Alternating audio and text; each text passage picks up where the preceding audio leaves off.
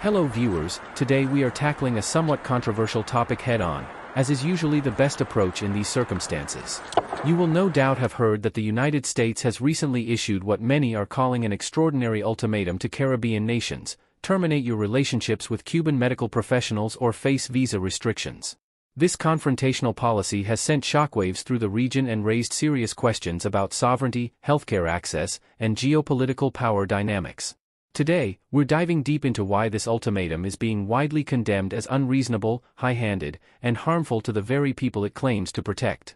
Whether you're familiar with Caribbean politics or just interested in international relations, this story reveals how small nations can get caught between superpower interests and their own national priorities. The Cuban Medical Program. Let's start with some context. ¡Viva la Revolución Cubana! ¡Viva! ¡Hasta la victoria! For over 6 decades, Cuba has sent doctors, nurses, and technicians abroad as part of one of the world's largest medical internationalism programs. Currently, more than 24,000 Cuban medical professionals serve in 56 countries globally, with a significant presence throughout the Caribbean. These aren't just symbolic deployments. In Jamaica, over 400 Cuban doctors staff hospitals and clinics, particularly in underserved rural areas. In St. Vincent and the Grenadines, Cuban specialists operate the entire dialysis program that keeps 60 patients alive. Prime Minister Ralph Gonsalves put the stakes in stark terms when he declared, "The hemodialysis which we do in St. Vincent at the Modern Medical and Diagnostic Center with these 60 persons, without the Cubans there, I will not be able to offer that service." So, does anybody expect that to go because I want to keep a visa, that I would let 60 persons from the poor and working people to die? It will never happen. During the COVID-19 pandemic, these medical teams became even more essential, providing emergency support when Caribbean healthcare systems were overwhelmed. Beyond crisis response, programs like Cuba's Miracle Mission have restored eyesight to over 4 million people across Latin America and the Caribbean. For many small island nations with limited resources, these partnerships represent the difference between having basic healthcare services or none at all. The U.S. allegations. So what's behind the U.S. ultimatum?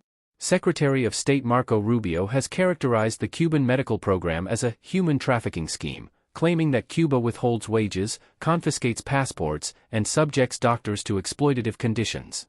The State Department has integrated these allegations into its official position. But this narrative finds little support among Caribbean leaders or the medical professionals themselves. While Cuban doctors abroad do earn significantly more than they would at home, where monthly wages average just $50 to $100, the arrangement where the Cuban government retains a portion of their overseas earnings is explicitly outlined in contracts that participants sign voluntarily. Trinidad and Tobago's Prime Minister Keith Rowley has dismissed these allegations, noting that Cuban professionals are paid the same as local ones and that U.S. claims amount to someone's interpretation divorced from reality. Many observers point to a glaring double standard. The U.S. remains silent about similar recruitment of Indian and Filipino healthcare workers while targeting only Cuban cooperation for scrutiny. Sovereignty under threat. Perhaps the most concerning aspect of this ultimatum is how it tramples on Caribbean sovereignty. CARICOM, the 15-member Caribbean trade bloc, has unanimously rejected what they see as flagrant interference in their right to determine their own foreign and domestic policies. Guyana's Foreign Minister Hugh Todd emphasized that this issue has to be dealt with at the level of heads of government, not dictated by Washington.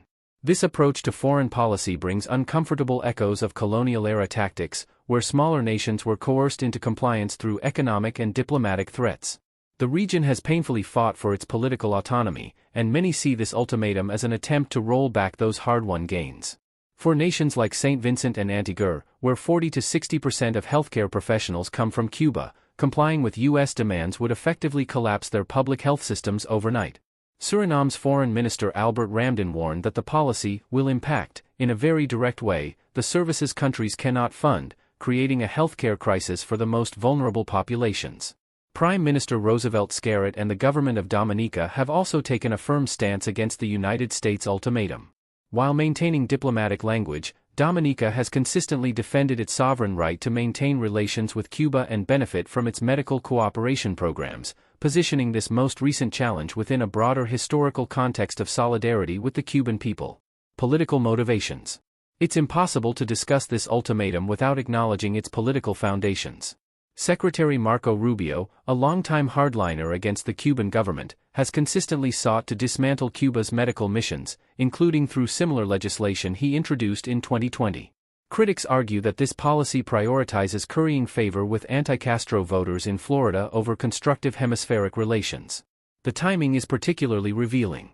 Cuba's medical export program generates between $8 to $11 billion annually and represents the country's largest source of foreign currency. By pressuring countries to terminate these contracts, the U.S. aims to further destabilize Cuba's economy, already struggling under a 6-decade trade embargo.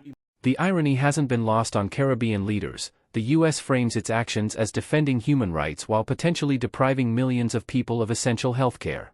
Prime Minister Gonzalez argued that weaponizing trafficking allegations makes more difficult the fight against genuine human trafficking, while dismissing Cuba's documented humanitarian contributions. Regional resistance. The response from Caribbean nations has been remarkably unified. CARICOM's collective rejection signals growing assertiveness in defending regional interests against external pressure. Even traditionally U.S.-aligned states like Jamaica and the Bahamas have refused to capitulate on this issue. Cuba has denounced the ultimatum as a violation of international law, with Foreign Minister Bruno Rodriguez condemning these unjustified aggressive measures. Legal scholars point out that allegations of forced labor require evidence of coercion, a threshold the U.S. claims simply don't meet. International organizations, including the World Health Organization and Pan American Health Organization, have historically praised Cuba's medical diplomacy. In 2020, there was even a campaign to nominate Cuban medical brigades for the Nobel Peace Prize in recognition of their global impact. The path forward. So where does this leave the Caribbean? The ultimatum creates an impossible choice between maintaining essential medical services and preserving diplomatic relations with a powerful neighbor. But the unified resistance suggests Caribbean nations recognize that healthcare sovereignty must take precedence over geopolitical pressure. This crisis highlights the urgent need for diversified healthcare partnerships, increased investment in regional medical training, and stronger multilateral frameworks to protect small states from coercive diplomacy. For the Caribbean, the fight isn't just about Cuban doctors, it's about asserting the fundamental right to determine our own development path without external interference. As this situation continues to unfold, one thing remains clear: the choice between Cuban doctors and U.S. visas is a false dichotomy that obscures what's really at stake, ensuring all Caribbean citizens have access to healthcare, regardless of global power politics. The Caribbean's defiance reiterates the position that true global health justice cannot be achieved through ultimatums or sanctions, but through partnership and respect for national sovereignty. By standing firm against this high-handed approach, Caribbean nations are not just protecting our healthcare systems, we're defending principles of self-determination that benefit all nations seeking equitable international relations. Thank you for watching this analysis. If you found this informative, please like and subscribe for more content on Dominica, the Caribbean, and international affairs. Feel free to share your thoughts in the comments below, and we'll see you in the next video.